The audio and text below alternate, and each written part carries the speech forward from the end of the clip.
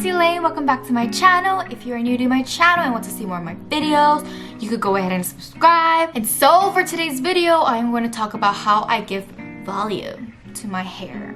I have 3 different ways of doing this, but the first one, I like to call it a bed hair technique. So the whole goal of this is to just get a bed hair. We all know what bed hair is, you know? When you wake up in the morning and you're like that, that's what I want. So step number 1, I have to shower at night right before I sleep. And step 2, air dry or blow dry it until 95%, 98% dry, and then go to sleep. You could air dry it and it still works because I did that for years, but I recently started to blow dry it and it's way more effective, and I'll tell you guys how I blow dry them. Just pretend this is a blow dryer and I'm gonna dry it the opposite way of how it's flowing.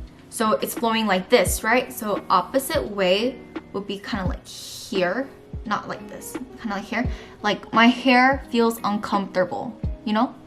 And then, and then, and then, and sometimes I even just like go down and like dry the bottoms like that. And step 3, just sleep freely. I move a lot when I sleep, so it works really well for me, but it might be different for you. So this technique might not work for everybody. When you wake up, ta-da, you have a natural bed hair. But that could also create like sloppy bottoms, so I don't really mind too much about it. But if that's a problem for you, you could just straighten only the tips.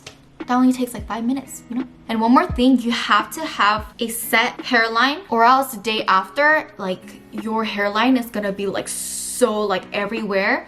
So try to dry it a little bit, like with your hairline too. And now technique number 2 is use a straightener, because I don't know how to use the blow dry. I usually shower at night, but for the days I shower in the morning. Get a straightener. This is a super cute one from Korea. I start from the bottom here, pull it upwards. Do you see that? Like upwards, and bring it down.